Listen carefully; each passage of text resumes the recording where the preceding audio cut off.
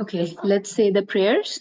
Om Ajnanatimmirandhasya Jnananjanashalakaya Chakshurunmilitam Yena Tasmai Shri Gurave Namah Shri Chaitanya Manobhishtam Sthapitam Yena Bhutale Swayam Rupa Kadamayyam Dadati Swapadantikam Vandeham Shri Guru Shri Yutapadkamlam Shri Gurum Vaishnavamscha Shri Rupam Sagrajatam Sahagana Raghunathanvitam Satam Sajivam Sadhvetam Savadutam Parijana Sahitam Krishna Chaitanya Devam Shri Radha Krishna Padan Sahagana Lalita Shri Vishakhanvitamscha He Krishna Karuna Sindhu Deenabandhu Jagatpate Gopesha Gopika Kanta Radha Kanta Namostute तप्त कांचना गौरांगी राधे वृंदावनेश्वरी वृषभानुसुते देवी प्रणमामि हरिप्रिये वाञ्छाकल्पतरुभ्यश्च कृपा सिन्धुभ्य एव च पतितानां पावनेभ्यो वैष्णवेभ्यो नमो नमः जय श्री कृष्ण चैतन्य प्रभु नित्यानंद श्री अद्वैत गदाधरा श्रीवासादि गौर भक्तवृंदा नमो विष्णुपादाय कृष्ण पृष्ठाय भूतले श्रीमते भक्ति वेदांत स्वामी इति नामिने नमस्ते सरस्वती देवे गौरवाणी प्रचारणे निर्विशेषा शून्यवादी पाश्चात्य देश तारणे मूकं करोति वाचालं पङ्गुं लङ्घायते गिरिं यत्कृपातमहं वन्दे श्रीगुरुं दीनतारणं परमानन्दमाधवं श्रीकृष्ण चैतन्य ईश्वरं गुरुवेवारचन्द्राय राधिकाय तदालये कृष्णाय कृष्णभक्ताय तद्भक्ताय नमो नमः हरे Krishna Krishna Krishna Hare Hare Hare Rama Ram Ram Hare Hare. Okay, Hare Krishna everyone. Thank you for joining. So I'm just going to refresh your memory before we read the mantra 5 today. So let me see. I'm going to share my screen. So we are reading Sri Isopanishad. This is one of the 108 Upanishads, and it has only 18 mantras, and we're trying to cover at least one mantra each. These were the longest ones, like the first 5, and now they become a little bit smaller. So I'm hoping that next time we can do two every time. So but today we'll try to just finish mantra 5. But before we go into mantra 5, I'm just going to remind you of mantra 3 and 4, okay, so that we can connect the dots. So if you remember, mantra 3 talked about the importance of human life. It talked about how there are certain responsibilities and the duty of self-realization that's meant in human life that is not available for other types of species. And those people that do not carry out this responsibility, that do not take up this important task of self-realization, which is what human life is meant for, those people are called, what is the one word we remembered for this verse? For each verse, we are trying to remember one word. So those people are called, who remembers? Atmahana. Atmaha. Yes, Mataji, Hari bol. They are called Atmaha. Huh? So those are the people that are killer of the soul. Atmahana, yeah, Atmaha.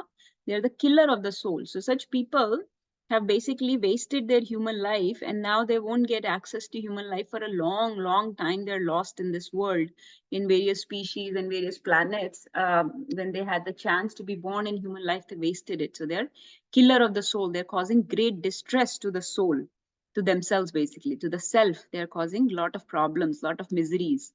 So they are called Atmaha.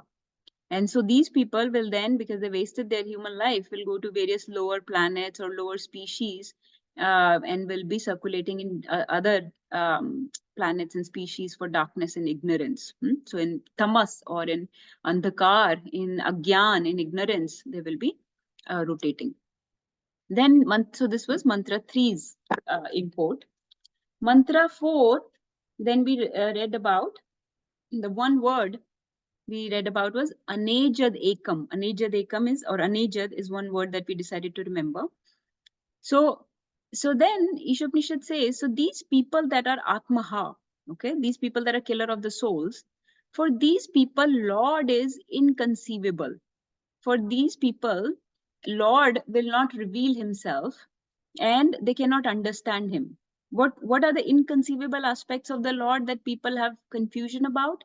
And then mantra 4 and today's mantra 5 both will talk about the inconceivable, achintya aspects of the Lord. Achintya meaning, inconceivable meanings, things that cannot be understood by our logic, our reasoning, our speculation, our limited intelligence, our limited experience of this world, our limited material intelligence and mind. We cannot understand certain various aspects of the Lord. That those aspects are called inconceivable or achintya. Hmm? So, what are those inconceivable things about Lord that are very confusing, perplexing to an ordinary jiva, especially those that are faithless or that are atheistic or that are demoniac or fallen? They do not, even for devotees, it's hard to understand those aspects, but especially for those that do not surrender, that do not seek self-realization, it's very hard. And what are those things about Lord that are inconceivable? So then mantra 4 described that he's fixed in his abode. He's anejadekam. That's what Krishna says, right? Vrindavanam parityajam padam ekam na gacchati. That I do not leave Vrindavan even for a moment. I do not step 1 foot out of Vrindavan. That I'm always fixed in my abode. Anejadekam. Yet he says that I run faster than the fastest. I can overcome all others running. I'm swifter than the mind. So he's staying put in his abode, yet he can, run uh, anywhere he wants. He's swifter than the mind. He can get anywhere he wants. Demigods cannot approach. He's so inconceivable that even demigods cannot approach him. And he controls those very famous deities, like the verse mentioned, deities of air and rain. So basically, Indra Dev and Vayu Dev are mentioned in the verse, that he controls these famous other controllers that are not, that are demigods. So even demigods cannot approach him without his mercy. And also he's inconceivable because of his numerous energies and potencies. Okay? So this is what we read in mantra 4, that Lord is inconceivable. So we took various examples of how he's fixed in his abode. Even Brahmaji says that he is always residing in his own realm, Golok, with Radharani, and performs his pastimes. Okay? We took various examples of how Lord is, constantly there, awaiting our arrival. He wants us to come back, and he's fixed there. He's staying put in Golok Vrindavan, and yet he's able to do so many pastimes. He has so many expansions. He has so many plenary portions and portions of plenary portions. He has so many energies. He has so many incarnations. So there are all those that we are able to access, but there is one supreme Lord. There is Bhagavan that's always in his spiritual abode. So we took various examples and verses for that. Then we also learned how demigods cannot know him. And Krishna says this himself in Bhagavad Gita, that even great yogis, mystics, the people that are very spiritually powerful, like Devi Devtas and yogis and other perfected souls, even they cannot understand me or know me unless they have his favor, unless he decides to reveal himself. They cannot, by their own effort, by their own mystic powers, cannot understand him. Then we listed various innumerable energies, potencies of the Lord, and we decided how to know God is basically to approach him with devotional service by the process of Navda Bhakti, by taking shelter of the Lord through Guru Sadhu Shastra, taking shelter of the Lord, serving the Gurus, the Vaishnavas, the scriptures, the Lord very submissively, hearing from him, and following the 9 limbs of devotional service, we can attract his mercy, and that is how we can know God. So this was mantra 4. Okay, that Lord is fixed in his abode, and he has many inconceivable aspects that people are not able to understand. So we don't need to try to understand him. We just want to get his mercy, and then he will reveal himself. So by his own mercy, he will tell us. It's like a child, asking parents about many things in this world, but he cannot force them to tell him. They will tell him something. They will reveal knowledge or various aspects to him only if if they love him, if he has their mercy, if he takes their shelter, submissively hears from them, then they will reveal the world, everything to him. So similarly, Lord also reveals himself, his confidential pastimes, his confidential nature, his mood, his emotions, how he wants to exchange emotions with us, relationships with us, but only if we submit to him and take shelter of him. So this is what we did till mantra 4. So this is how they are connected, that Atmaha is somebody who cannot know God, because to them God is inconceivable, and these are his inconceivable aspects. So now we have to do mantra 5. Let's understand mantra 5, and we will read the verse also. We'll read the purport also.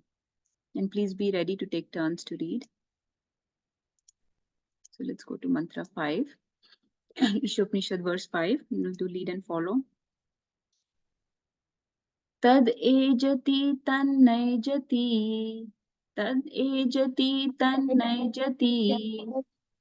Taddure tadva antike, taddure tadva antike, tad antar asya sarvasya, tad antar asya sarvasya, tad u sarvasyasya bahyata, tad u sarvasyasya bahyata. Couple more times, because I didn't hear enough people reciting. Please recite. If you recite, the Sanskrit is so simple that you will understand the meaning yourself. If we neglect to recite, first of all, we are not reciting a very important Vedic hymn, mantra, when we have the chance, and we are sitting here to do this, so why not do it properly? Secondly, you will understand the meaning more, because the meaning is it's a very simple Sanskrit. So everybody, tad ejati tannai tad ejati तन्नैजति Taddure tadva antike, तद्दूरे tadva तद्व antike, अन्तिके tad antar asya sarvasya, tad antar तदन्तर् asya sarvasya, सर्वस्य tad u sarvasyasya bhahyata, tad u तद्यु सर्वस्य sarvasyasya bhahyata. भायः Let's read, and then we'll recite couple more times, and you will really understand the meaning. Who wants to recite this? I can read the translation. Yes. The Supreme Lord walks and does not walk. He is far away, but he is very near as well. He is within everything, and yet he is outside of everything. Cool. So you see, Ejati means, Ejati will be our word for today. Okay, Ejati. So mantra 3rd, we said Atmaha. Mantra 4th, we said Anejad, the one who's fixed in his abode. And now we're saying he's fixed, but he walks. So he walks. Bhagwan is a person who walks, not just darkness and lightness and nothingness. No, those things don't walk. Bhagwan walks. Tad ejati tan naijati. Naijati matlab does not walk. Ejati meaning walks. Tad dure. Dure means he's far away. Tadva antike. Antike means very near. So he's far, but also antike, near. Tad antar. Antar means inside. Asya sarvasya. All this. Inside all of this. Okay. He's inside all of this. Sarvasya means all. Asya means this. Inside all of this. Tad u sarvasyasya bahyata. And also he is external to all of this as well. He's inside all of this, he's outside all of this. He walks, he does not walk, and he's outside and he's inside. Okay. He's far and he's near. So 3 aspects: walking and not walking, far and near, outside and inside. Okay. So let's recite one more time. Tad ejati tannai Tad ejati tannai Taddure tadva antike, Taddure tadva tadva antike, tad antar asya sarvasya, tad antar तदन्तर् asya अस्य सर्वस्य sarvasya, tad u sarvasyasya bhahyata, tad u तद् सर्वस्य sarvasyasya बाह्यता. bhahyata. So we'll start reading. Please take turns quickly to read so that we can keep moving with the purport, and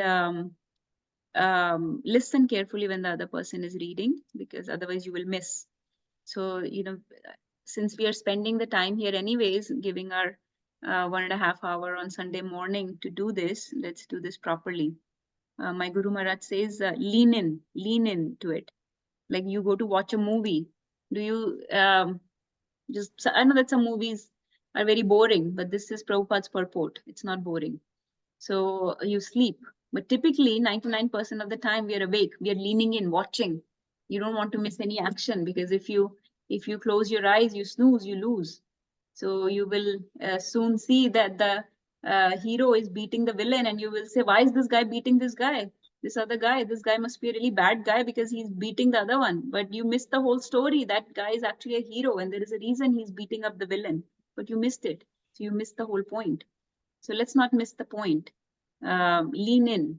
So this is not something to stay aloof from. Material world is where we need to stay aloof and away. Here we need to lean in. So let's lean in, take turns, listen when the other person is reading the purport. So please keep reading one para at a time. Who wants to read? I can start, Mataji. Yes, Hari Mataji. Bol. Here is a description of some of the Supreme Lord's transcendental activities executed by his inconceivable potencies. The contradictions give here prove the inconceivable potencies of the Lord. He walks and he does not walk. Ordinarily, if someone can walk, it is illogical to say he cannot walk. But in reference to God, such a contradiction simply serves to indicate his inconceivable power. With our limited fund of knowledge, we cannot accommodate such contradictions, and therefore we conceive the Lord in terms of our limited powers of understanding. For example, the impersonalist philosophers of Mayavada school accept only the Lord's impersonal activities and reject his personal feature. But the members of the Bhagavata school, adopting the perfect conception of the Lord, accept his unconceivable potencies and thus understand that he is both personal and impersonal. Thus, Bhagavatas know that without inconceivable potencies, there can be no meanings to the word Supreme Lord. Haribo. So in this paragraph, 2-3 words stand out to me. So first of all, you saw that there are many contradictions mentioned in the words, right? He walks but does not walk. He's far but near. He's within and without, right? So many contradictions mentioned. So Prabhupada is saying that there are so many contradictions, and for somebody who does not understand him or who does not understand his authority as Supreme Lord will think that it is illogical. They cannot wrap their head around such contradictions, that it is absurd, it is illogical, it is irrational. Like right now, if Navya is sitting over there, then she's far, she's not close. So how can somebody be both near and far? You have to be either near or far. If I'm inside this house, then I'm not outside. So how can somebody be within and without both? So this is illogical. But then Prabhupada is saying, yes, there are contradictions which seem illogical, but people that understand Lord to be a person, not impersonal, a person, can actually are the devotees. They're the Bhagavatas. They're the pure devotees. They understand his transcendental activities. They understand his inconceivable powers and potencies. And so they understand that he's Supreme Lord. There are things about him that ordinary people cannot understand. Like ordinary people like us cannot have those powers, those type of potencies. So since he has those powers and potencies, that's why he's Supreme Lord. Otherwise, there is no meaning to the word supreme if he was to be ordinary like us. So he's extraordinary, he's transcendental, and that's why he manifests these contradictions through his unlimited potencies and energies. And we cannot conceive those activities, we cannot even conceive those powers, opulences, energies if we have no experience of those things. So it's hard to understand these things by our limited logic, reasoning, and intelligence. But we'll go into more details. I just want to cover the purport for now. Yes, Sheetal Mataji, please read.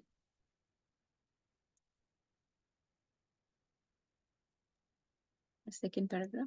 Hey Krishna, we should not take it for granted that because we cannot see God with our eyes, the Lord has no personal existence.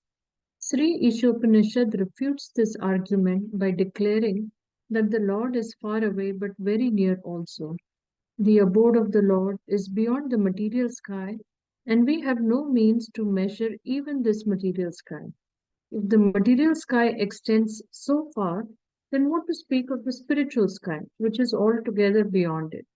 That the spiritual sky is situated far, far away from the material universe is confirmed in the Bhagavad Gita 15.6. But despite the Lord's being so far away, he can at once, within less than a second, descend before us with a speed swifter than that of the mind or wind.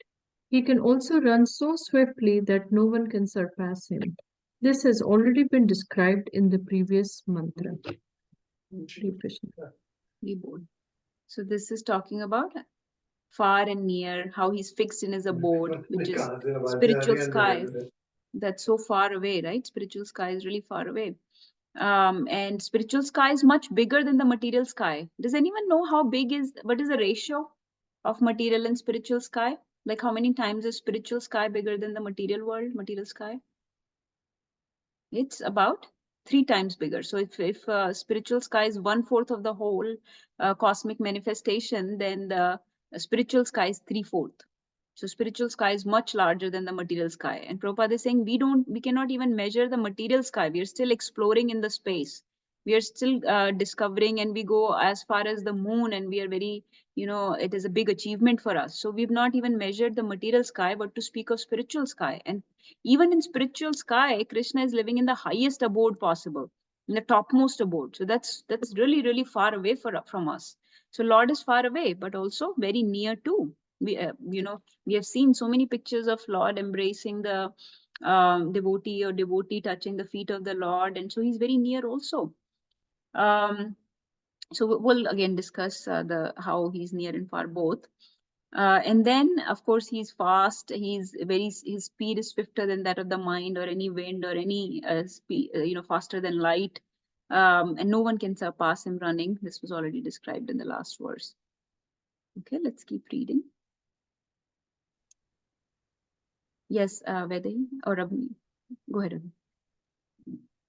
Yet when the personality of Godhead comes before us, we neglect him. Such foolish negligence is condemned by the Lord in the Bhagavad Gita 9.11, where he says that the foolish deride him, considering him a mortal being. He is not a mortal being, nor does he come before us with a body produced of material nature. There are many so-called scholars who contend that the Lord descends in a body made of matter, just like an ordinary living being. Not knowing his inconceivable power, such foolish men place the Lord on an equal level with ordinary men. Haribol. So what happens in this world, we see that if we think Lord is very far, when we cannot see him, if he is very far, we cannot see him, then what misconceptions develop? If somebody cannot see the Lord, then he will say he does not exist, right? These people become atheist, or they think that he's so far, maybe he does not exist, maybe he exists, I don't know. So they become agnostic. So they are either atheistic, matlab non-believer, or agnostic, meaning doubters. We are not sure. We will not take side either way. We don't know. We have not had any sakshat darshan. We've not had any face to face. So how do we know he's available? So this fact that Lord is far, we cannot see him, gives rise to these type of misconceptions. Or they think he does not have a form, because they have not seen him, so he must not have a form. So these kind of misconceptions come when we cannot see him. And when he is near, when he is giving his sakshat darshan, when he's performing his pastimes in various forms, as Chaitanya Mahaprabhu, or as Krishna himself, or as Lord Ram, then those same people will deride him as a common man. So Prabhupada is saying in Bhagavad Gita 9.11, these same people then deride him as a common man. Avjananti mamumuda manusham tanumashrim param bhavam ajananta mam bhut maheshwaram. So they don't understand my supreme nature, that I am the Maheshwar, I am the supreme personality of Godhead. Avjananti mamumuda. These foolish people will then deride him. So when he's far, they're not believing in him. They're saying he's just blackness, darkness, does not have a form, or he does not exist. He's a myth. It's a myth, Hindu mythology, so they do not believe. But when he's near, they still don't want to believe. They deride him as a common man. Or even worse, they say that his form is made by Maya. It's a material body that Brahman had to take. So they are Mayavadi people. Mayavadi people who think that Maya has forced Brahman to take up a body. So this form is material. So even worse, form of Maya. So, or they say he's just a great man with a lot of knowledge, Mahapurush. He's just some Mahapurush, just a great man. But so these people do not understand his real nature. And so such foolish men, Prabhupada is saying, place the Lord on an equal level with the ordinary men. But so none of this, these inconceivable aspects of the Lord, the far and near, that he can run faster than the fastest, that he's fixed in his own abode, yet he's here also, he's within and without. All these things are very nicely fooling these people that do not want to have faith in him. Actually, these inconceivable aspects of Lord weed out the doubters, weed out the people that are faithless, because they will always have doubts. So they have doubts in both aspects of the Lord. Okay, let's keep reading. Who wants to read?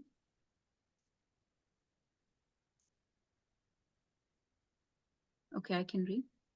Because he's full of inconceivable potencies, God can accept our service through any sort of medium, and he can convert his different potencies according to his own will.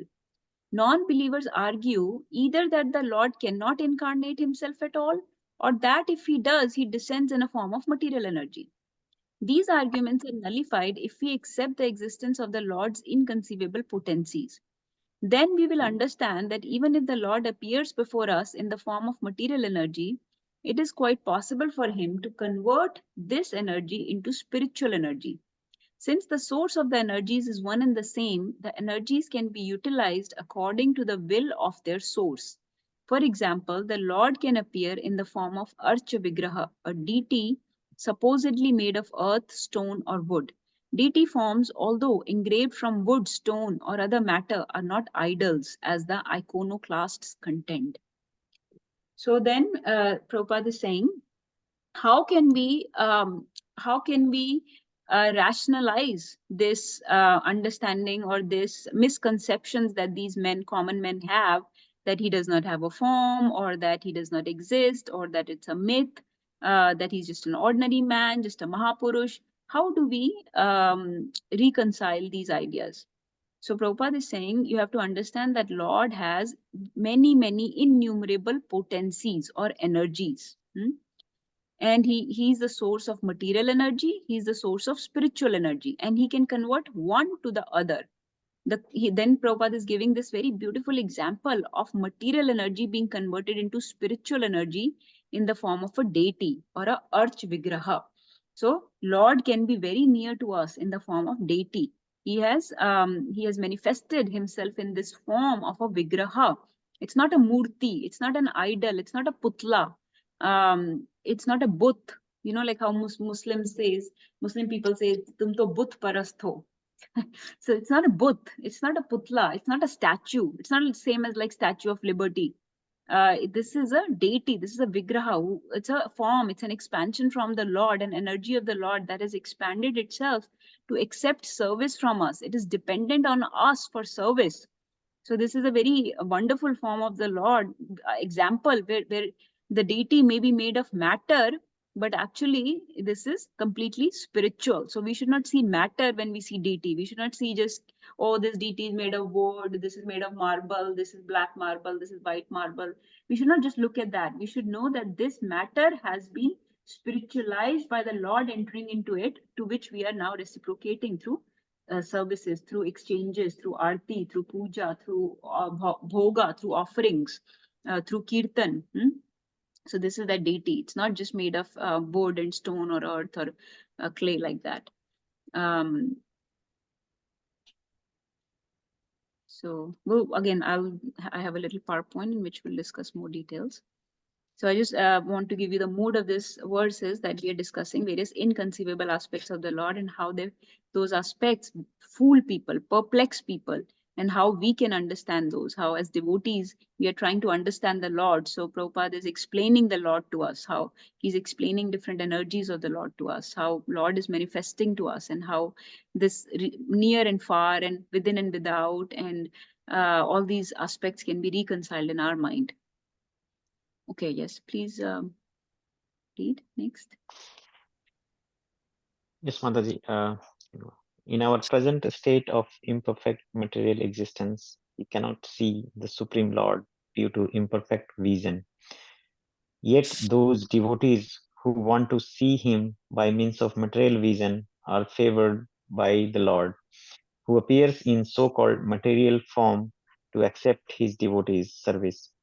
One should not think that such devotees, who are the lowest stage of devotional service, are worshipping an idol. They are factually worshipping the Lord, who has agreed to appear before them in an approachable way. Nor the archa from fashioned according to whim of worshipper. This form is eternally existent with all paraphernalia. This can be actually felt by sincere devotee, but not by an atheist. Very cool. So same thing Prabhupada is describing, that because of our imperfect existence, imperfect vision, we are not able to see when Lord manifests himself in various forms. So we deride him when he incarnates himself. We think he's a Mahapurush or ordinary person. His expansions, his plenary portions, all of those we deride. Then when he comes in this very simple Archa Vigraha form also we deride, and people say Buddh parasti hai, ya tum kya murti puja karte ho. The foolish people say this is murti puja. So this is not murti puja, this is Vigraha Seva.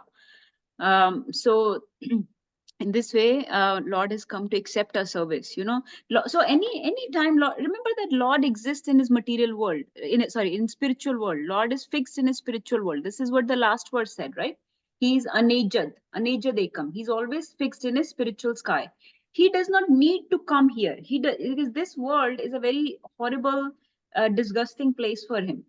He stays aloof from the material world. He need not come here. Yet when he comes, there is only one purpose. There is one biggest purpose, and that is to engage us in his service, so that by service we can become purified. That is the only purpose that Lord comes. So for example, Lord Ram, for example, he could have killed Ravan just, sitting in his abode. He can just kill him. All the time demigods approach the Lord to save them. He does not need to come himself. He can just, sit there and just cause a heart attack in that demon. Just kill, just annihilate, just like this. He can be gone. He doesn't need to conduct this whole big story, this whole big agenda, this whole plot line with humor and tragedy and horror and action and violence and fun and play and all this going on.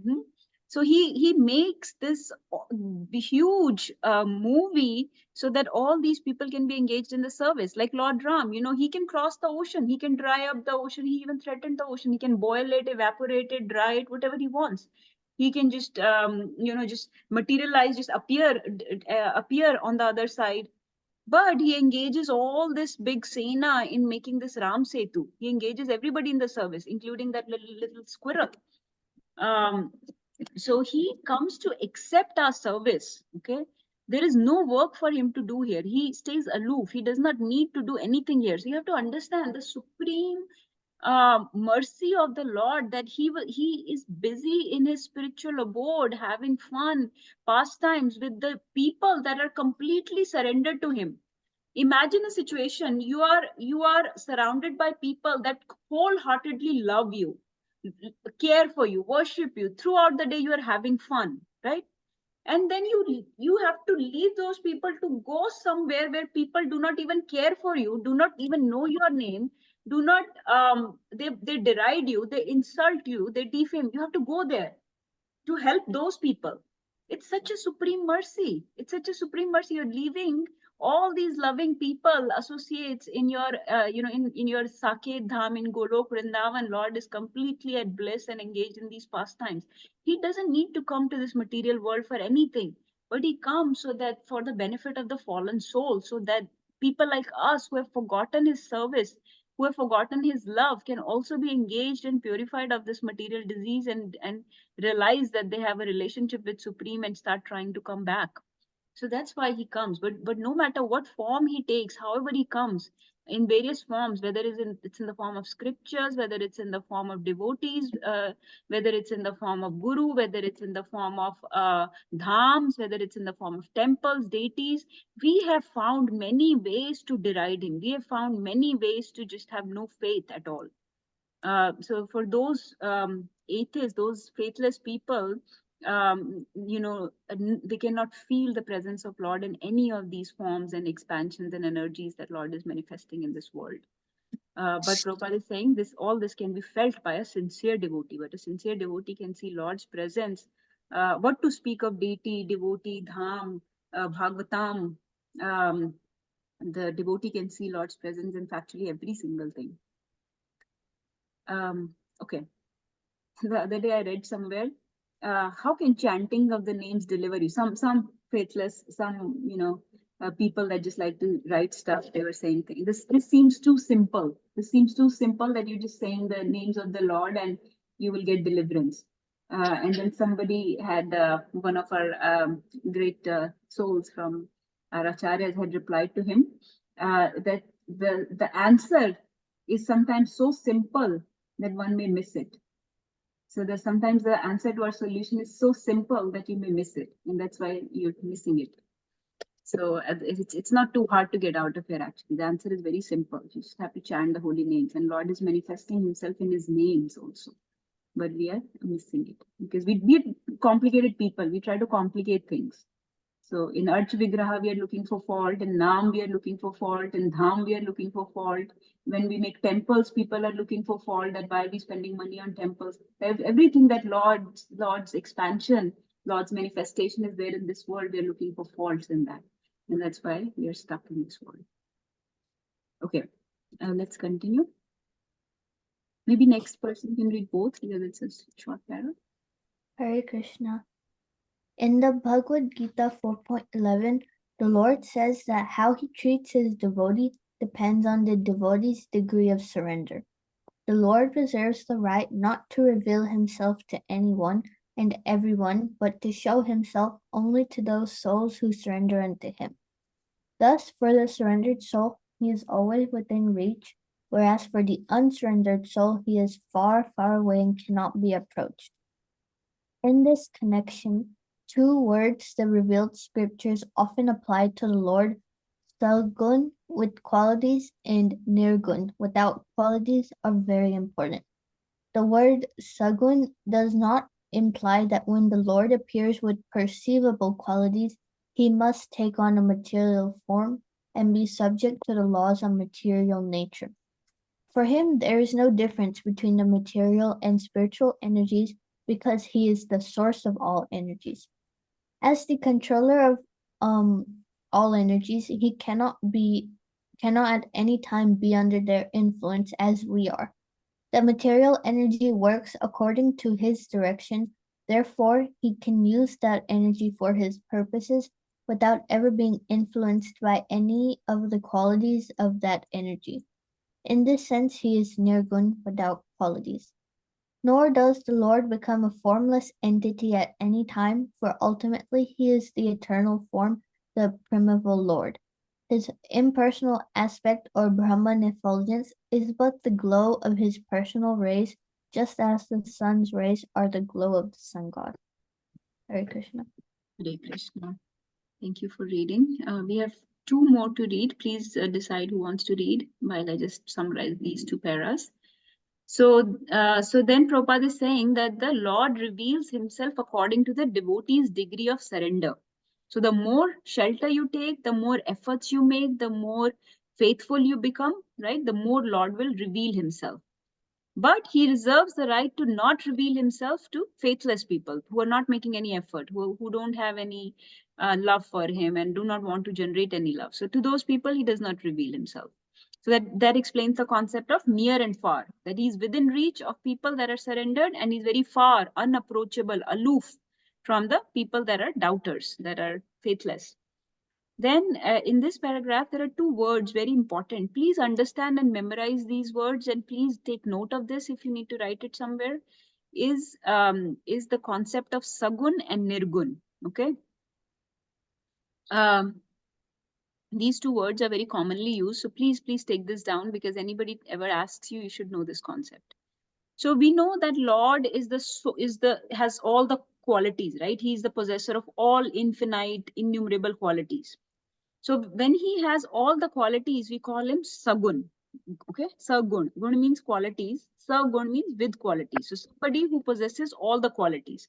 In fact, we know that whatever qualities we have is just a minute, infinitesimal amount of his qualities only getting reflected in us, right? We have read that in Bhagavad Gita so many times. Chapter 7, Krishna says, Rasoham apsu kaunteya prabhasmi shashi surayo pranva sarva vedeshu shabda ke paurusham rishu. That I'm the taste of the water. So whatever taste you have in the water, that comes from me. Shabda ke, whatever sound is there in the space, that's comes from me. Paurusham rishu, in the man, I'm the ability. So whatever qualities we have, balam balvatam chaham. Like if you are very powerful, then I'm the bal of the balvatam. So in this way, he's the beauty of the beautiful. He is the wealth of the rich people. So he is where all the qualities are coming from. So that's Sagun. Now you are familiar. So please pay attention. You are familiar with this word guna. What do we say? There are three gunas of material modes. Do we say that? Three material modes, or modes means guna. Teen gun, prakriti ke teen gun. Right? What are the three gun? Sattva, Rajas, and Tamas. Mode of passion, mode of goodness, mode of passion, mode of ignorance. Sattva, Rajas, and Tamas. So three gunas. So these gunas, these modes is what gives us our material qualities, right? Like if I am in mode of passion, then I'm very, let's say, ambitious, or very, like I like to play sports. I like to be very active. I'm running here and there doing things. I'm making money, like that. So that's a very furtive type of person, very active type of person. That's mode of passion. So this is coming from which guna? From Rajoguna. From Rajoguna. So some of the qualities the qualities that we have, material qualities, come from being controlled by these three gunas. The three gunas, the three ropes, the three modes of material nature control us and give us certain qualities. If I am very sattvic person, if I'm in mode of goodness, then I will be very steady, stable, consistent, happy, full of knowledge, calm, peaceful, like that, steadfast. So all those qualities then in me are coming from my being controlled by satoguna, by sattvic guna in me. So when we say the word nirgun, okay, that means it's described in two ways. Okay, both are one and the same thing. Both descriptions are same, but it is described in two ways.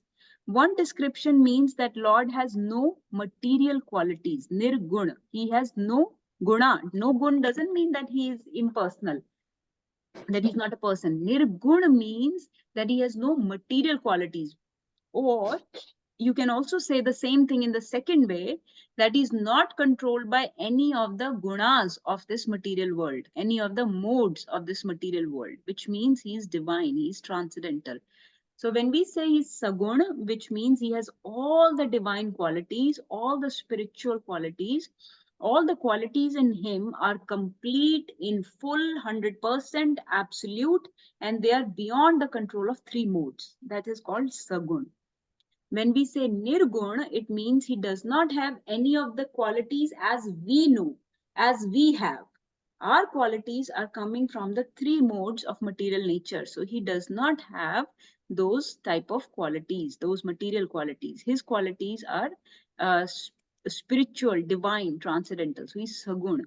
So sometimes we hear this word nirgun and we think, oh, Lord is not a person because he has no qualities. Only impersonal substance will have no qualities. But actually, he's supreme and full of all qualities, but not controlled by the three gunas. Like that famous song says, na? O palanhare, nirgun aur nyare, tumre bin hamara kauno nahi. So nirgun.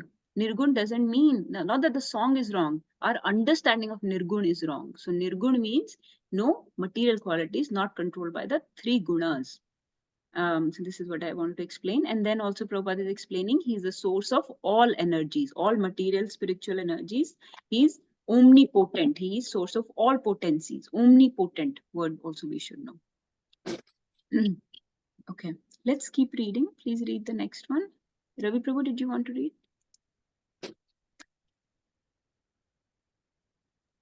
Yes, Mataji.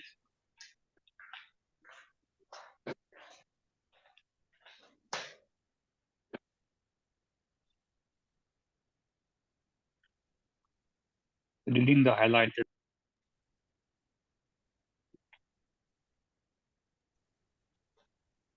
Yes, Prabhu, you can read the whole para. When the child saint Prabhupada Maharaj was in the presence of his atheist father, his father asked him, "Where is your God?"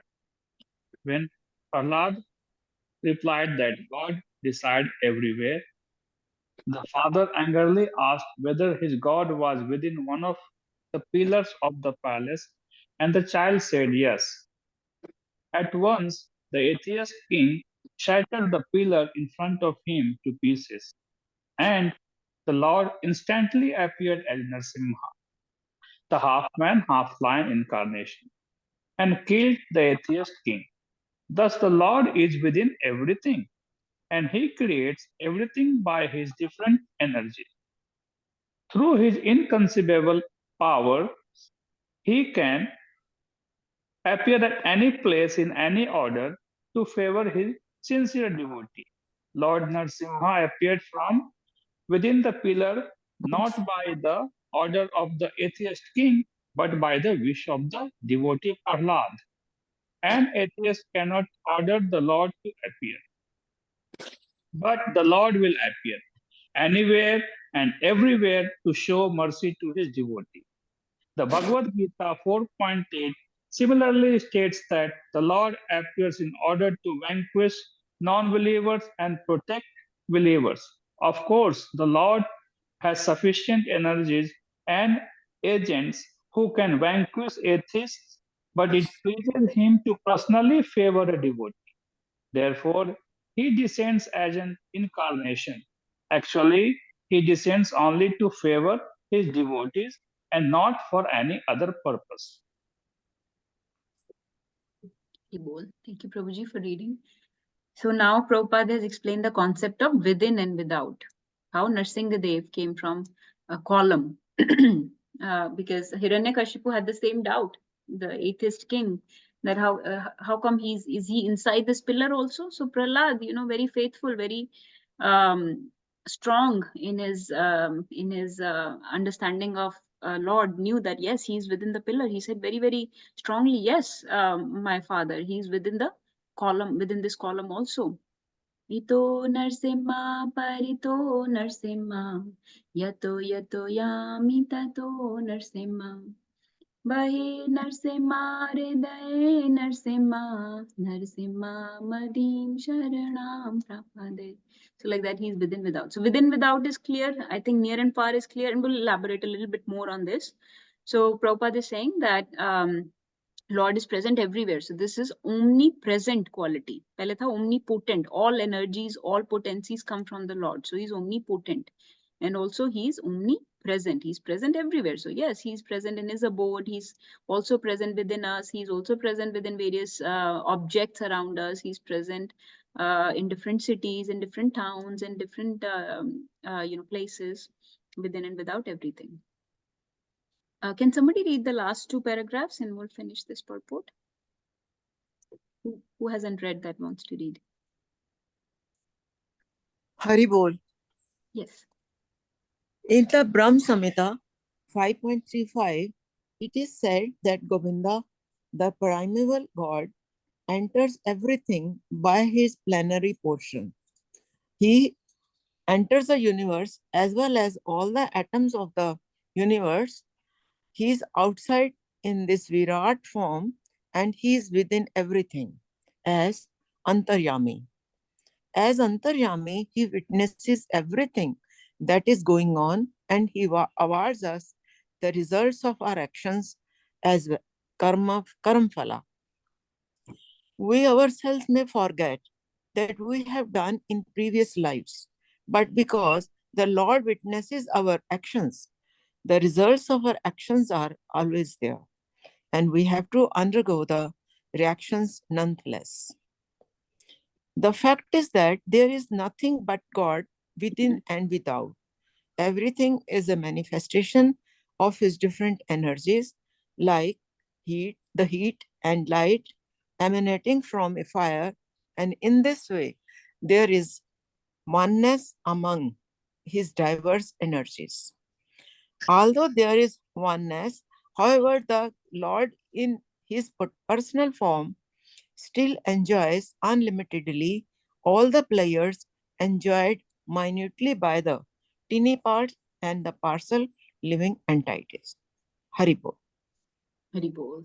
Thank you for reading. So Prabhupada is quoting this famous verse from Brahma Samhita 5.35. Andantarastha paramanu jayantarastham. That he is present within the Anda. Anda means the universe. Andantarastha Paramanu, and within each and every atom of the universe as well, right? So he's present within everything, within and without. And he can enter everything by his plenary portion. And what is that plenary portion? The Paramatma, or here it's referred to as Antaryami or Paramatma, who sits within us, within this body, next to the soul, as a witness, as a seer, as a permitter, as a like an overseer, sanctioner, who sanctions your activities, and he's always guiding the soul. Only if the soul will look towards the super soul, towards the Antaryami, the Paramatma, then the super soul will guide him. The problem is we do not look towards the super soul for guidance. So this feeling that we get sometimes, we feel guilty when we do something wrong. That's Paramatma saying something, but we try to tune out. We try to tune out the sound of Paramatma. Similarly, when we have this, conscience, जिसको हम conscience बोलते हैं. So our conscience sometimes annoys us. You should do this or you should not do this. So that voice of conscience is none other than the voice of Paramatma. So so then Prabhupada is saying in the end that he's the source of all energies, and he's giving this example of heat and light emanating from a fire. Just like from fire, these two energies we can appreciate, right? Heat and light comes from fire. So imagine fire is so small, fire is limited. And from that, these two very wonderful energies are coming, heat and light.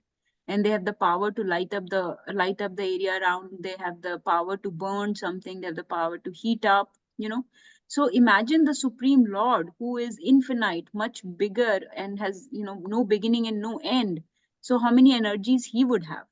So just like there is heat and light emanating from a fire, Supreme Lord has innumerable energies emanating from him.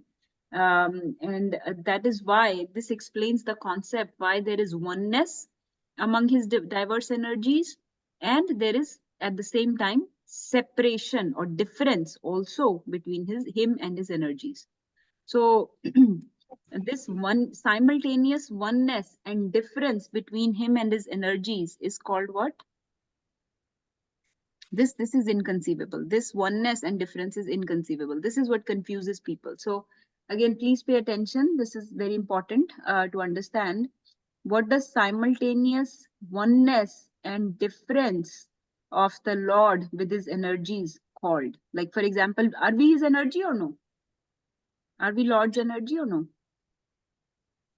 Yes, right? We are one of his spiritual energies. Similarly, he has material energy.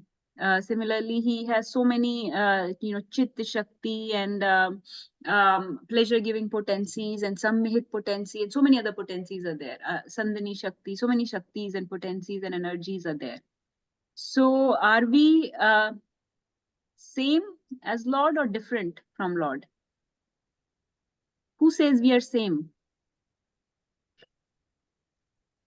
We are same. And who says we are different from Lord? We are different. Okay, and who says both? Both.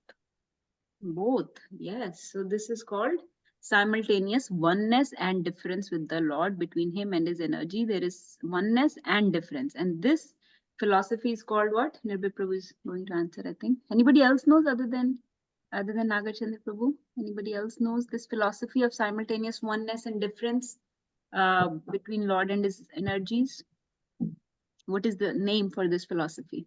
Yes, Sheetal Mataji, please answer. Hare Krishna Mataji, it's Chinta Beda Bhed. Yes, Hari Bol. It's called Achintya Bhed Abhed.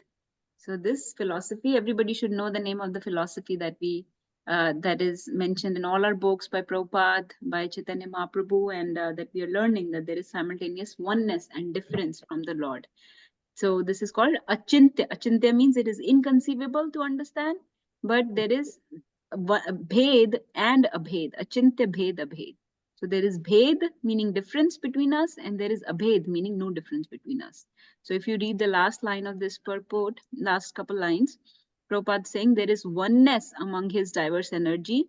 However, the Lord enjoys unlimitedly all the pleasures with the tiny part and parcel of living entity. So the difference is that we are tiny, we are infinitesimal. Bhed is that we are infinitesimal. Lord is infinite. The Bhed is that we are like a drop and he's the ocean. Any qualities that we have are minute. Any independence that we have is minute. That we are the servant and he is the master. That we are very, very partial knower and he's the complete knower of all the living entities in all times, at past, present, and future. So in this way, there is difference. There is bhed, but the abhed is that we are his energy. So we have the same quality as him. We are the ocean and the drop of ocean are both H2O, like both made of same chemical, same mineral, same consistency. So the consistency is same. If he is a pot of gold, we are just a speck of gold in there. So this is our purport. Let's I've tried to simplify and taken some examples. So within the next 10 minutes, I'll try to finish off. So in this verse, this is first of all, this is our words that we have taken so far to make sense of Sri Isopanishad for us. We started with the invocation prayer, which told us that the Lord and everything coming from him is complete, whole, and perfect. That everything is the property of the Lord. And those people, that's called Ishavasyam principle. The principle of Ishavasyam says that everything is the property of Lord. Those that follow this understanding, that agree with this understanding that everything is the property of Lord and live their life in that way, they conduct their life in that way, those people deserve to live. That is called Jiji Vishet. Those people deserve to live, Jiji Vishet. Those that do not understand this principle, that everything belongs to the Lord, is his property, that he is a supreme controller, proprietor, and maintainer, and are wasting their life enjoying this world, they are the killer of the soul, Atmaha. And to such people, Atmaha, Lord is inconceivable. How is he inconceivable? He says that I'm fixed in my abode, anejad. Yet, today we read, he walks, ejati, he walks. He's fixed, yet it's also said that he walks. I've already put the next word also, anupashyati. So these are just something to simplify. Now, this is the example that I thought fits perfectly for the Lord to understand one who walks but does not walk. So does Lord Jagannath have feet? No. But have you heard of all those pastimes with so many, with the Langini Mata and with the Dasya Bori, and like there are thousands of pastimes where Lord Jagannath even like climbed a tree and even broke into a house and stole something with a devotee. Have you? Some of you may have heard of those pastimes, or if you have not, but do you know that there are certain pastimes like that where Jagannath Jagannath does all these things? So how does he break into the house? How does he climb the tree? How does he eat the coconut that was used to be left at his Arun Stamba, and then you would find coconut pieces in front of his altar. Then somebody would leave mango, and mango would be eaten, or he goes there and eats. So if he has no feet, acha, okay, forget feet. Does he have hands? No. No hands, but he eats all day. He eats all day. We know that he eats all day, right? He's not supposed to stop eating because Maharaj Indradyumna asked him for that boon that you cannot stop eating, so that everybody will get your Mahaprasad the whole day. So that everybody can get your prasad the whole day. You cannot stop eating. So how does he eat? He walks. He does not have feet, but he walks. He does not have hands, but he eats. So this is the Supreme Lord. This is look at this. This is the pastime of I think this was Dasya. Yeah, Dasya was a great devotee of the Lord who wanted to give coconut to Jagannath and they wouldn't let him take the coconut, so he would leave it outside Arun's thumb. And every day the pujari will find the coconut shell at the altar. In the morning when he opens the altar, he would find it. So he knew that Lord Jagannath has been accepting, and Dasya Bauri knew that Lord Jagannath is accepting because he'll come in his dream and he'll hold out his hands for the coconut. And whenever he didn't leave the coconut, Jagannath will get upset with him. So Bhagavad Gita also says, chapter 13, Sarvata Pani Padam Tat Sarvatokshi Kshiro Mukham Sarvata Shrutimaloke Sarvam Avritya Tishtati. That everywhere are my eyes, everywhere are my ears, everywhere are my arms and legs. Sarvata Pani Padam Tat. So Jagannath ji does not have Pani or Padam, but he's still walking everywhere. This is another example. This is a very beautiful example actually of where Lord directly says that I will walk for you. So Sakshi Gopal, we had the pleasure to go to Sakshi Gopal temple this time in near Puri in Cuttack.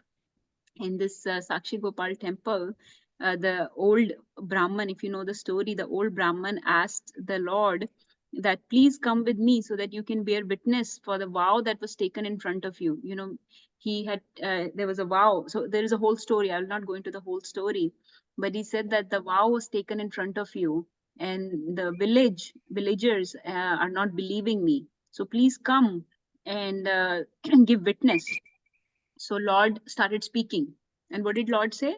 He said, Lord said, I cannot, I'm just a deity. I'm just a deity. How can I come to the village? So what did the Brahman say? He said, my Lord, if you can speak to me, then you can also walk. Then you can also walk because you are not a pratima.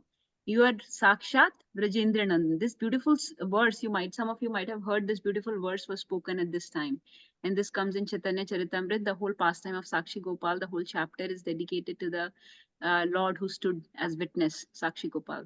So that chapter, very beautiful chapter, and these two verses are often quoted. So the verse goes like this. It says, Pratima nahi tumi sakshat Vrajendra Nandan vipra lagi kara tumi akarya karan. My dear Lord, you are not a statue. You are directly the son of Maharaj Nand. Now, for the sake of the old Brahman, you can do something you have never done before. So Lord will do many things for his devotees. Even if he's not supposed to walk as a Arch Vigraha, as a deity, he's just supposed to stand there and accept service. Yet he walks for his devotee. So then what did Gopalji said? He said, Hasina Gopala kahe shunaha Brahman tomara pache pache ami kariba gaman. So Sri Gopalji then smiled and said, my dear Brahman, just listen to me. I shall walk behind you, and in this way I shall go with you. So he walked all the way from Vrindavan to that village near Puri. It's a long distance. He walked all the way. But Tomara pache pache ami kariba gaman. I'll go behind you. I'll go with you. I'll go behind you. I shall walk behind you. And there stands the deity of the Gopalji that was witness to the conversation. So this is the story of, so I didn't go into the full story. I just wanted to tell you that Lord will do things for his devotees, walks but does not walk. So everything that we are discussing in this verse can have two meanings. One is the meaning from Tattva point of view, and the other is the meaning from the Rasa point of view. So now I'm giving you the Rasa point of view. That if Lord decides to walk, he can walk. If you are surrendered in that way, if you are thinking that this is just a murti made of marble and stone, and that's how you are reciprocating, then Lord will also reciprocate like matter and not do anything because you think he's matter. But this devotee had firm faith. This is Sakshat Vrajendra Nandan. So he told the deity himself, Pratima nahi tumi Sakshat Vrajendra Nandan.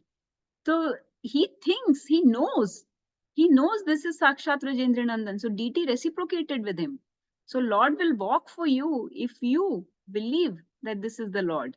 But you are reciprocating with that this is Murti, this is idol, this is icon, this is statue, then there is no reciprocation, there is no love, and the Lord will not be, reciprocating, because ye yatha mam prapadyante tams tatheva bhajamyaham. In whichever mood you surrender to me, in the same mood I reciprocate. So if you are kamsa and you have animosity towards me, then I'll come to fight with you. And if you're gopi and have love for me, then I'll be loving to you. And if I'm a deity and you think I'm a murti, then I'll stand as murti. If you think I'm deity and I'm Bhagwan, Sakshat Bhagwan, then I'm Bhagwan. So in this way, Lord will reciprocate accordingly. This is again, there are many, maybe someday I'll cover all the beautiful personal exchanges that various deities have had with their devotees. But this picture shows the reciprocation between Sanatan Goswami and Madan Mohan. So Sanatan Goswami will chastise Madan Mohan. I don't have much to feed you. I can only give you these. He used to make this आटे की गोली. उस पे थोड़ा तो मदन मोहन बोलते थे थोड़ा नमक तो लगा के दो, आटे की गोली देते हो सिर्फ, उस पे थोड़ा नमक तो लगा के दो. उनके पास नमक भी नहीं था. Sanatan Goswami didn't even have namak to put on that आटे की गोली. So somehow Lord even arranged namak, salt for that.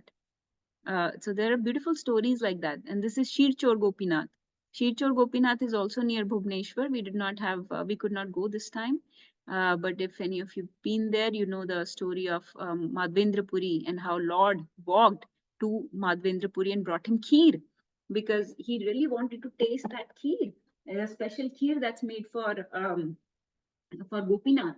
So खीर चोर means जिसने अपने भक्त के लिए खीर चोरी की थी, वो Gopinath. That's called Shir Chor Gopinath. So deity form of the Lord is not, it's not material, it's not matter, it's actually spiritual. It is factually Bhagwan, Prabhupada is saying in the purport. It's not Putla. He has come to accept service from us in the world. And if we serve him like Lord, then we get the proper reciprocation. So this is a verse from Brahma Samhita, very famously quoted in this regard, that even though Jagannath ji does not have hands, he's eating all day. How is he eating all day? Because his senses are not limited. Lord's senses are not limited like us. What is the difference between Lord's senses and our senses? Our senses are very limited. Our senses are very error prone. Our senses have problems. Lord senses are infallible, unlimited, eternal. They're not ordinary, and they're interchangeable. Like if he wants, he can eat with his eyes. But our eyes and ears can hear only a certain wavelength of sound, certain frequencies of sound. Eyes can only see a certain distance. I cannot see what is happening in that house right now. Why? Because my eyes are limited. So my eyes have a certain distance. They can see, certain things, that certain size it has to be. If they're very microscopic viruses or something, my eyes cannot see.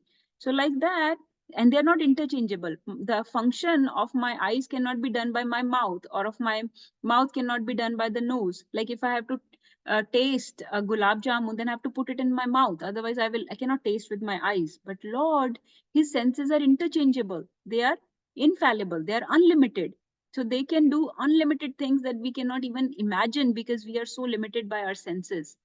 So similarly, his hands and legs, they are, he does not, if he has hands and legs, they are not material like us. They are spiritual. They are imperishable. He does not get like paralysis, or does not get old age, does not start shaking, tremors, या फिर कुष्ठ रोग हो गया तो they start melting and falling away. None of those things happen. That's why he is the supreme personality, Purusham Mahantam.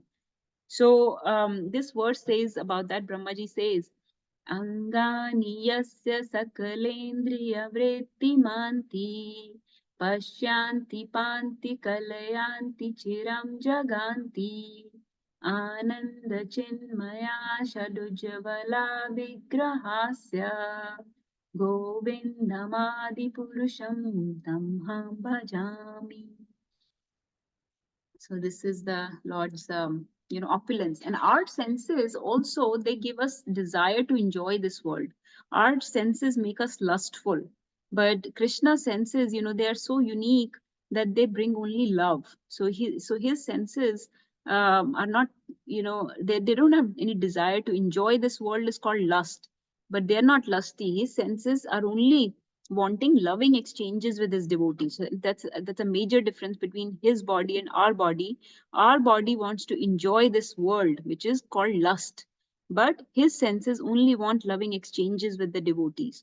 That's why it is said that Atmendriya Priti Vancha Tare Bali Kam Krishnendriya Priti Ichha Dhare Prema Nam. So if you are just trying to satisfy your own senses, Tare Bali Kam, that's called calm or lust. But Krishnendriya Priti Ichha, if you want to satisfy his senses, then Dhare Prem Nam, then the same act becomes love, Prem Nam.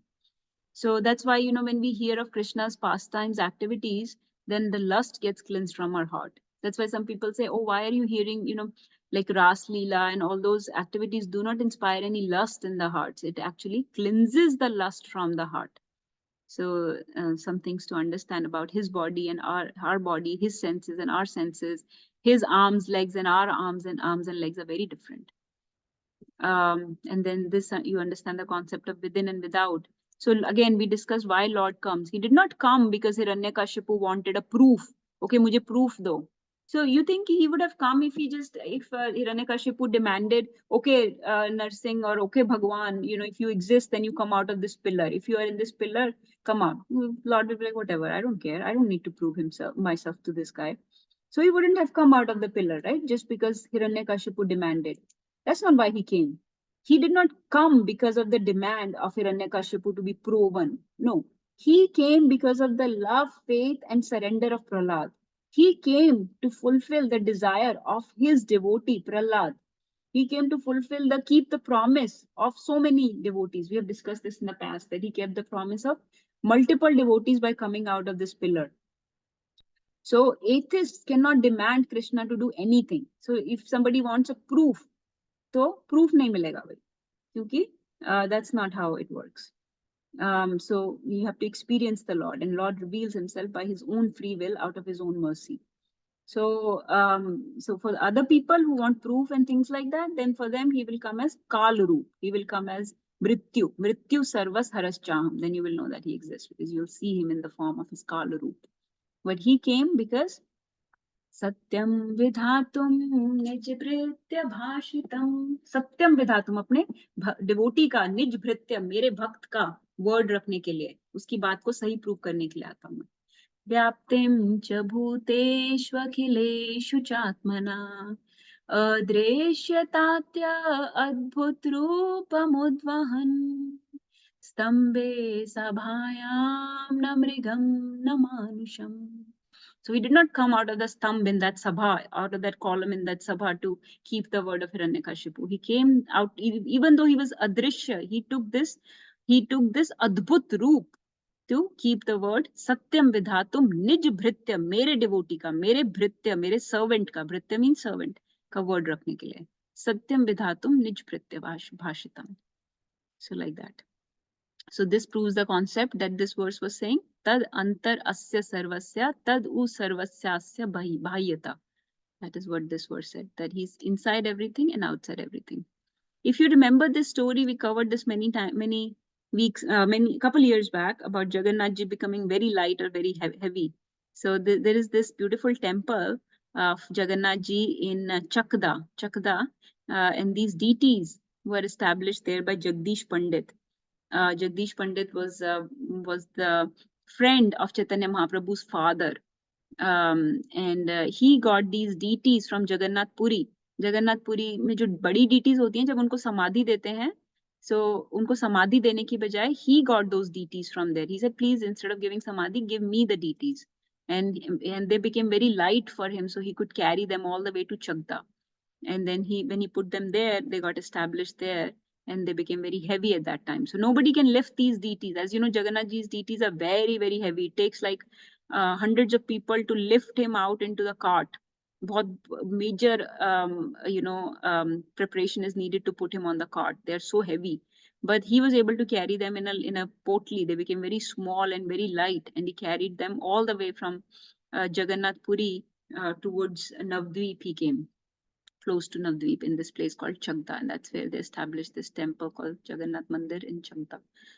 It's still there, and those are the deities that are worshipped there. Near or far? So tad dure tadva antike. This verse we're saying dur versus close, far or near. So if you have strong loving bond with the Lord, if you want to nurture that strong loving bond, then Lord reciprocates very intimately actually, because Lord is very anxious to see his devotee, and devotee is very anxious to see the Lord. Devotee is very anxious to serve the Lord, and Lord is very anxious to protect the devotee and accept his service. So if that's your mood, then this is the type of reciprocation and intimate relationship you can have. This is Sanatan Goswami with Mahaprabhu, and this is Prabhupada with Krishna. So this is according to the rasa drishti that I was sharing with you, that near and far can be explained according to the degree of surrender. Lord can be very near, and for atheists, or if you have doubts, if you're faithless, agnostics, then because you have no surrender, then Lord will be very far. Lord will be within you. You can perceive him anywhere. If you make some effort, if you chant the names, DT, devotee, Nam, Dham, Bhagavatam, if you do those things, then he's very close to you, within you. And without you, also you can approach him through DT worship, through various other paraphernalia that Lord has given. Walks and does not walk. So again, according to the intimacy of relationship, Lord can walk for you like Sakshi Gopal did, or like Shri Chor Gopinath did. But doesn't walk, he will stay fixed in his abode if you have no hankering for him. है ना? Lord says ना, क्या बोलते हैं कि तू मेरे नाम में तो मैं तेरे काम में, तू अपने काम में तो मैं अपने धाम में. If you are chanting my names, then I will be very intimately involved with you. तू मेरे नाम में तो मैं तेरे काम में, तू अपने काम में. But if you're just busy doing your work, तो मैं अपने धाम में, तो मैं अपने धाम में अपना काम कर रहा हूँ, तुम अपना काम करो. So like that, he will stay aloof then. And according to Tattva Drishti, near and far.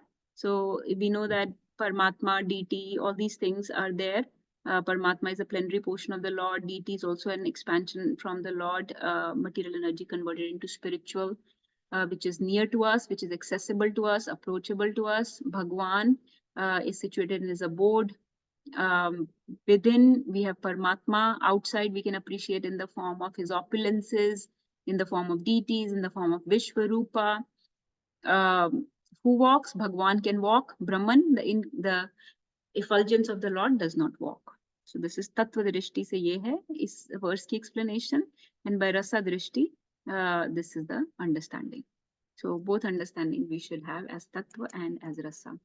This is a chart I found somewhere. I think it's pretty easy that these are the Lord's contradictory qualities. But who can understand these contradictions? Those that have some surrender and are sincere devotees. Who cannot understand the contradictions? Those that are relying on their senses, that think Lord is ordinary human, or think that he's material, or that are foolish and atheists, cannot understand. And these are the contradictions. Walks, does not walk, far or near, within or outside. And how do you understand? You have Nabi described, yeah? How do you understand? Then in the end, these are the takeaway points. So takeaway points, please listen carefully. So remember, Lord has innumerable, inconceivable energies, potencies, which can explain these contradictions.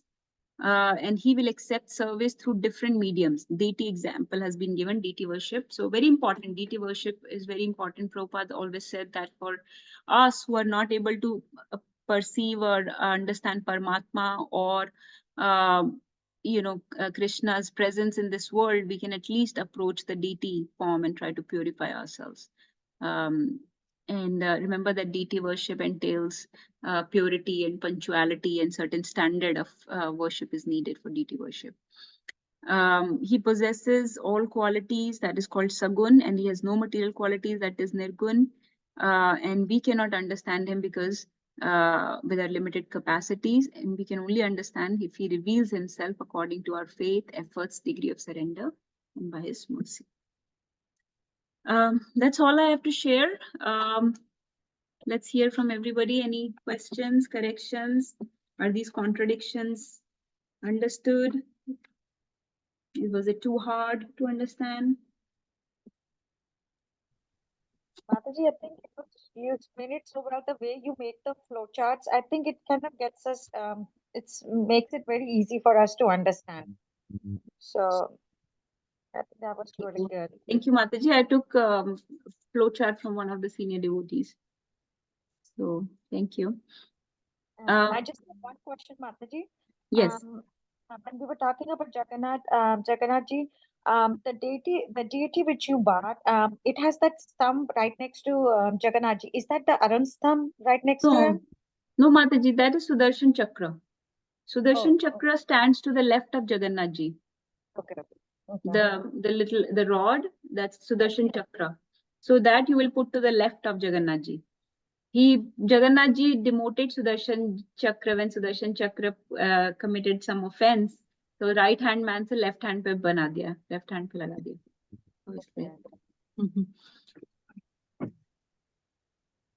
एक point और जो मैंने सोचा था.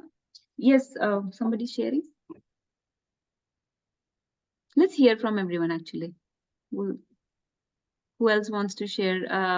Nagarchand Prabhu, Rekha Mataji, Poonam Mataji, Ravi Prabhu, Sheetal Mataji, any points? Amrendra Prabhu? Anything you would like to share or your realizations or anything?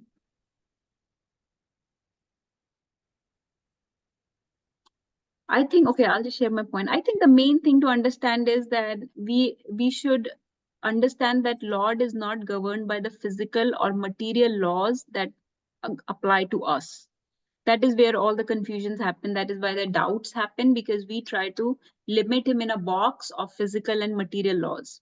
So we think कि जैसे कि हम तो appear और disappear नहीं हो सकते कहीं पे आए, तो भगवान भी नहीं हो सकते. हम तो fly नहीं कर सकते without a plane because of the law of gravity, because we are bound by law of gravity. So unless we have a plane, we cannot fly. So Lord cannot fly.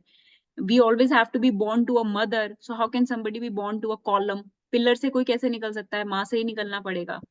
हम ये सब laws लगाते हैं भगवान के ऊपर. या फिर वी थिंक, या जैसे कि वामन देव पैदा हुए and immediately he was grown up and gone. Oh no, you have to go through stages of childhood and slowly growing up and then become a youth. How can he suddenly grow up and go? So we have to always have a mother. We have to go through stages of life. Vamandev doesn't have to. We are controlled by various species that we are put into. But Lord decides, okay, I want to take birth as a boar. So he comes as Varadev.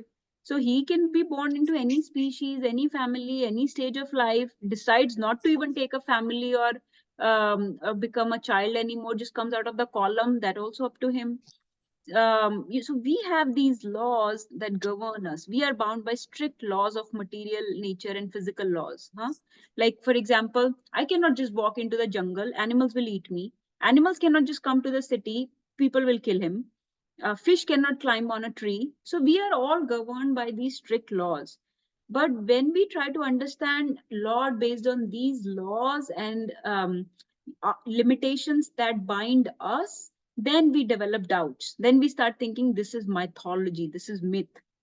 But Lord is not, governed by such things. That's why these contradictions. So in one line to explain these contradictions is that the reason he is inconceivable to us is because we can only conceive the things, we can only understand the things that happen to us or around us. So we understand the physical laws, material laws, ki upar jaake पहाड़ से कूद मारोगे तो नीचे गिरोगे. We can not understand कि कोई ऊपर भी जा सकता है, कोई फ्लाई भी कर सकता है, कोई पहाड़ को उठा भी सकता है, हनुमान जी की तरह जंप मार के जरूरी नहीं नीचे गिरना. He can cross over the ocean, So those things are beyond our conception and understanding, because we have just the limited understanding of our senses and the physical world around us, the material physical world around us. That's all we have seen. And that's all we understand. So we try to put Lord's activities, Lord's appearance, disappearance, his janma karma cha me divyam. So when we say janma karma cha me divyam, it is divya. It is not bound by this world's laws and restrictions and limitations. They only apply to us when we are in this body. So that's, if you understand that, then you can understand how he's near and far, within and without, and everything. faster than the fastest, swifter than the mind, all this. That's the last point I wanted to mention. Okay, shall we stop for today unless somebody's sharing anything? We good? Okay. वाञ्छाकल्पतरुभ्यश्च कृपासिन्धुभ्येव च पतितानां पावनेभ्यो वैष्णवेभ्यो नमो नमः गुरवे गौरचन्द्राय राधिकाय तदालये कृष्णाय कृष्णभक्ताय तद्भक्ताय नमो नमः. Hare Krishna. Thank you.